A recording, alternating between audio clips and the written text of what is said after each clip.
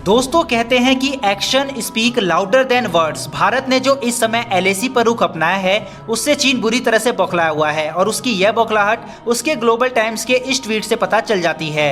दोस्तों इस ट्वीट के जवाब में भारत ने कुछ बोला नहीं है बल्कि कुछ बड़ा करने जा रहा है और यह मैं आपको आगे बताऊंगा। पहले देख लेते हैं कि आखिर ग्लोबल टाइम्स ने आखिर क्या बयान दिया है।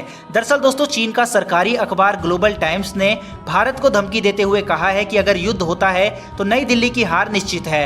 इसमें आगे कहा गया है कि चीन और भारत के बीच सीमा विवाद अभी भी बरकरार है और इसका मूल कारण भारतीय पक्ष की ओर से वार्ता में एक सही रवैये की कमी है।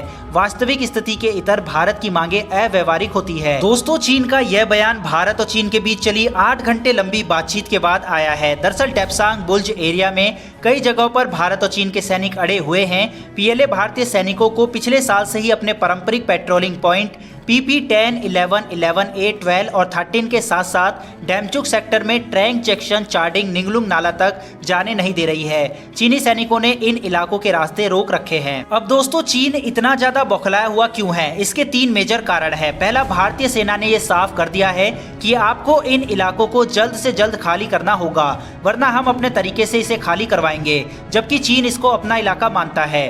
दूसरा कारण है कि भारत की आक्रामकता के कारण डरा हुआ तो नहीं कहूंगा लेकिन हाँ चीन परेशान जरूर है। उसको ये डर जरूर सता रहा है कि भारत अब यहाँ कुछ बड़ा एक्शन कर सकती है, जिसके चलते उसने अपनी सेना की भारी डिप्लॉयमेंट कर रखी है और बचाव के लिए S-400 डिफेंस सिस्टम की तैनाती भी कर रखी है। अब इसी बात से आप समझ सकते हैं कि चीन भारतीय मिसाइलों से कितना खौफ खाया हुआ है। दोस्तों तीसरा और अंतिम कारण यह है कि चीन को भारत उसकी मनमानी नहीं करने दे रहा। दरअसल उत्तराखंड में तो वो घुसपैठ करने में कामयाब रहा था, लेकिन अरुणाचल प्रदेश में भारतीय सैनिकों ने उन्हें धर दबोचा, जिनमें 200 के करीब चीनी सैनिकों को उनके हथियारों सहित पकड़ा गया था। इन्हीं कारण की वजह से चीन इस समय बौखलाया हुआ है। वहीं दोस्तों अब भारतीय सेना एक और बड़ी डिप्लॉयमेंट सीमा पर करने जा रही है और यह चीन के जले पर नमक छिड़कने का काम अवश्य करेगी। दरअसल दोस्तों चीन ने यह साफ कर दिया है कि वो अब पीछे हटने वाला नहीं है। अब भारत के पास 2 ही ऑप्शन है, या बातचीत करके मामला को सुलझाए या फिर कोई बड़ा ऑपरेशन एलएसी पर अंजाम दिया जाए। अगर बातचीत की बात करें तो यह लगभग क्लियर हो गया है कि अब मिलिट्री लेवल पर दोनों सेनाओं के बीच कोई बातचीत नहीं होगी,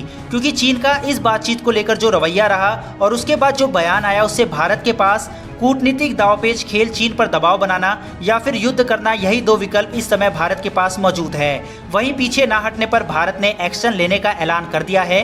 फिलहाल हालात यह है कि एलएसी पर दोनों ही ओर से 1 लाख से ज्यादा सैनिक तैनात हैं। चीन ने इस समय द्विपक्षीय समझौते का उल्लंघन भी किया है, यानी अब इस गतिरोध का जल्द कोई हल ना निकला तो फिर सर्दियों में भी दोनों तरफ से सैनिकों की तैनाती बरकरार रहेगी। दोस्तों चीन की नजर इस समय सबसे ज्यादा हॉट स्प्रिंग इलाके में जमी हुई है और यहाँ उसने लाखों सैनिकों और हथियारों को जमा कर रखा है। वहीं चीन ने यह भी ऐलान किया है कि सर्दियों में 1.5 लाख अतिरिक्त सैनिकों को तैनात वो करेगा, यानी चीन बिना युद्ध करे तो इन इलाकों से हटने वाला नहीं है। वहीं दोस्तों वाशिंगटन में एक अमेरिकी सुरक्षा केंद्र के हालिया अध्ययन में कहा गया है कि भारतीय सेना ऊंचाई वाले इलाकों में लड़ाई में माहिर है और चीनी सेना इनके आसपास भी नहीं फटकती। भारतीय सेना को विश्व के सबसे ऊंचे युद्ध क्षेत्र सियाचिन और इसके दुर्गम पहाड़ी इलाकों में तैनाती के साथ युद्ध अभ्यास का फायदा मिलेगा। दोस्तों सियाचिन की परिस्थितियां पूर्वी लद्दाख से भी दुष्कर है। ऐसे में भारतीय सैनिकों को चीनी सेना पर बढ़त हासिल है। दोस्तों लद्दाख के कठिन भौगोलिक स्थितियों में लड़ने के लिए भारत ने 22 रेजिमेंट की तैनाती कर दी है। यह रेजिमेंट भारतीय ताकत का वह हिस्सा है जिसके बारे में ज्यादा जानकारी सार्वजनिक नहीं की गई है।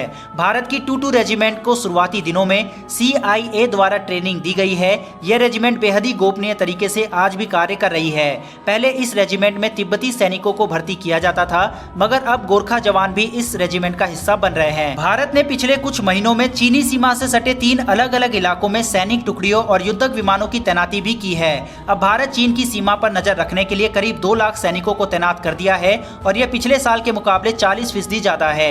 वहीं भारत चीन के खिलाफ अब ऑफेंसिव डिफेंसिव की रणनीति अपनाने में भी नहीं हिचकेगा। इसके लिए एक घाटी से दूसरी घाटी में सैनिकों और हावित्जर तोपों को लाने ले जाने में हेलीकॉप्टर की भी तैनाती सुनिश्चित की गई है। इस साल अगस्त में भारत ने पूर्वी लद्दाख में T-19 भीष्म टैंक और T-72 अजय टैंक की भी तैनाती की है। दोस्तों, आने वाले दिनों में कई और घुसपैठ की घटनाओं को चीनी सैनिक अंजाम दे सकते हैं। हालांकि भारत ने यह साफ कर दिया है कि भारत भी अपनी सरहद की सुरक्षा करने में प्रतिबद्ध है, फिर चाहे भारत को कोई बड़ा कदम उठाना ना पड़े। वहीं दोस्तों, LAC पर भारत लगातार इजरायली और रूसी हथियारों को डिप्लॉय भी कर रहा है, वहीं लगातार सैनिकों की संख्या को भी बढ़ा रहा है और अब भारत ने कई सीक्रेट फोर्सेस की तैनाती करनी भी शुरू कर दी है। दोस्तों, भारत के इन जवानों के लिए कमेंट बॉक्स में जय हिंद तो बनता है। फिलहाल दोस्तों, इस वीडियो में इतना ही। फिर मिलेंगे डिफेंस से जुड़ी ऐसी एक नई वीडियो के साथ। धन्यवाद। जय हिंद।